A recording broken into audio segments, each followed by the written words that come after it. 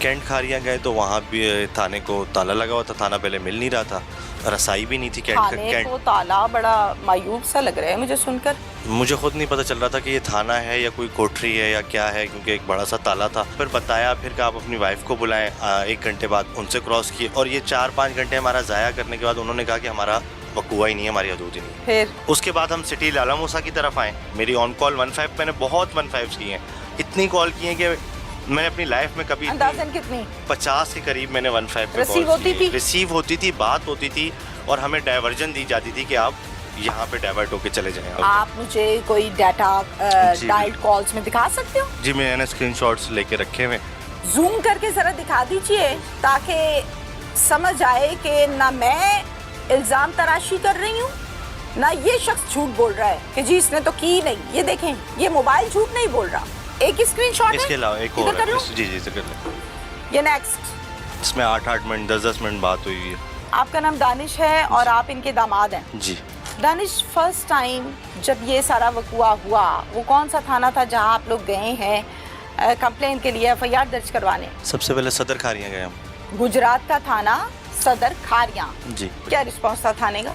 थाने के गेट बंद थे, ऐसे लग रहा था कि जैसे रात में बंद होता है थाना। मैंने हॉर्न दिया गाड़ी के तो एक अफसर सिपाही आए बाहर, उन्होंने मुझसे पूछा, सवाल जवाब किए तो मैंने कहा मुझे अंदर लेकर जाया जाए तो अंदर बैठ के। उन्होंने बोला नहीं आप यहीं बताएं। फिर 2 पुलिस वाले और आए, उन्होंने सवाल जवाब करके हमें डाइवर्ट किया कैंट खारियाँ की तरफ कि हमारी जुरिस्डिक्शन हदूद नहीं है। ठीक है, फिर जिस थाने का नाम बताया फिर आप उस तरफ को जा रहे हो?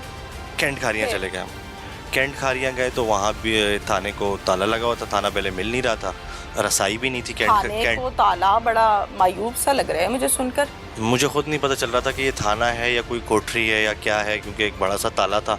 मैंने हेड मोरर वसीम हैदर नाम था, शहजाद हैदर नाम था गालिबन, उनसे रब्ता किया तो उन्होंने कहा कि ताला खुलवाता हूँ। तो एक बंदा आया प्राइवेट लिबास में, उसने आके चाबी से वो ताला खोला। ताला बाहर था कि अंदर था? ताला अंदर की तरफ लगा हुआ था। ओहो, फिर खोला, आप गए अंदर? जी। उसके आने बाद दिया उसने अंदर बुलाया। अंदर मुझे जो उनका ऑफिस था एडमोरर ऑफिस, वहाँ पे उसने मुझे बिठाया। फिर उन्होंने पहले नमाज को फर्ज समझा और ये जो था मसला उसको उन्होंने कहा कि हम बाद में देखेंगे। ठीक है, नमाज पढ़ के आ रहे हैं। ओके, पढ़ के आ गए, फिर बताया? पढ़ के आया, फिर बताया फिर कि आप अपनी वाइफ को बुलाएं। 1 घंटे बाद उनसे क्रॉस किए और ये 4-5 घंटे हमारा ज़ाया करने के बाद उन्होंने कहा कि हमारा वकूआ ही नहीं है, हमारी हदूद ही नहीं है। फिर उसके बाद हम सिटी लाला मूसा की तरफ आए। सिटी लाला मूसा पहुँचे तो वहाँ पे फिर मेरी ऑन कॉल 15 मैंने बहुत 15 की हैं, इतनी कॉल की हैं कि मैंने अपनी लाइफ में कभी अंदाज़न कितनी?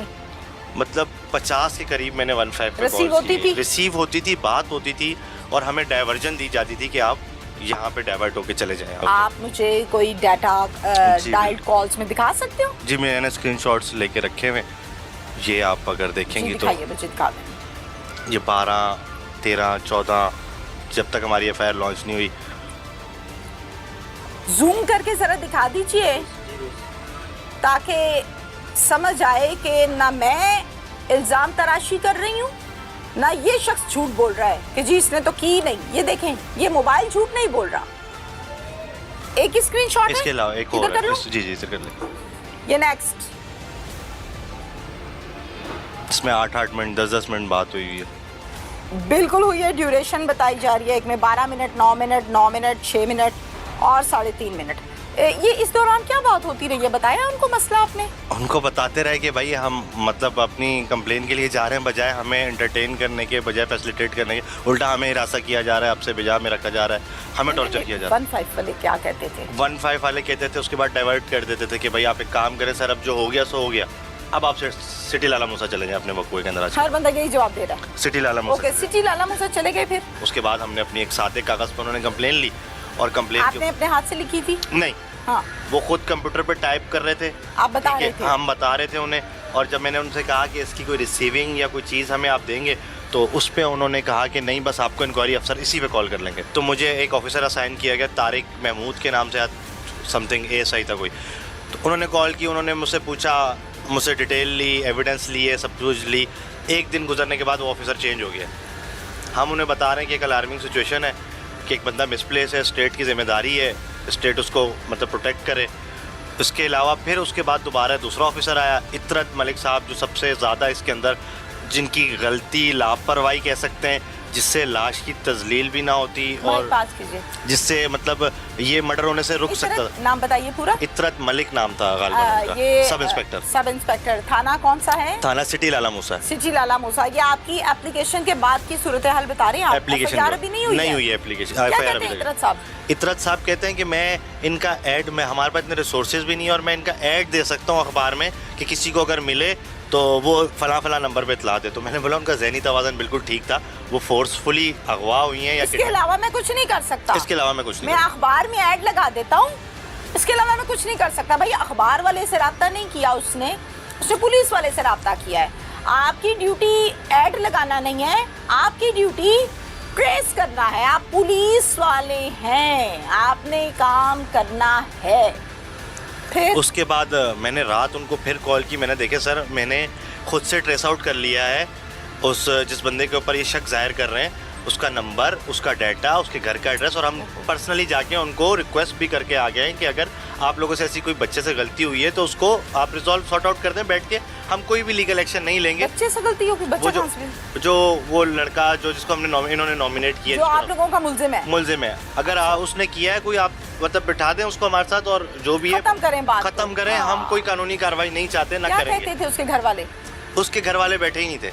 तो किसके साथ फिर बात वो हुई? दो मुल्जिमान थे जो हमने FIR में भी बाहर वक्तन फवक्तन नॉमिनेट करवा रहे हैं, जिसमें से एक हुआ है नामजद, एक अभी तक नहीं हो रहा। मैं सवाल ये कर रही हूँ कि आपने कहा कि हम घर वालों से बात करके आए, किन से बात की?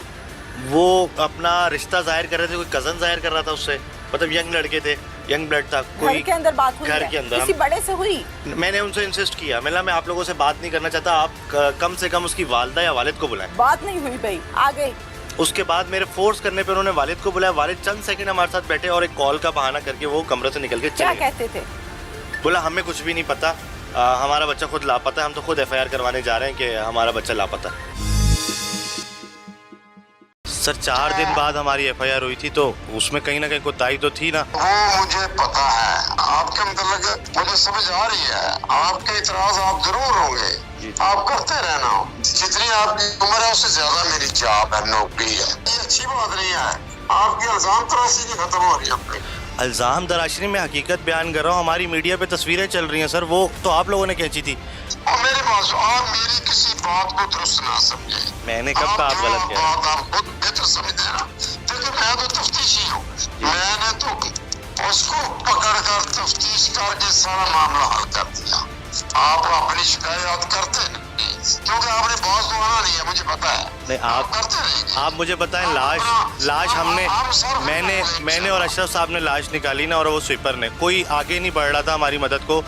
और मतलब हम कितनी देर तक एम्बुलेंस के लिए इंतजार करते रहे? 2 घंटे तक लाश वहाँ तस्लील होती रही, फिर पोस्टमार्टम में 2 घंटे वहाँ हम लगे रहे। अब आप बताएं। अपना बंदा साथ लेकर गया था, मैंने उसको पैसे अपनी जेब से दिए हैं, जिसने वो सारा वर्क किया है। नहीं ये अच्छी बात नहीं है। आपकी इल्जाम तराशी नहीं खत्म हो रही है।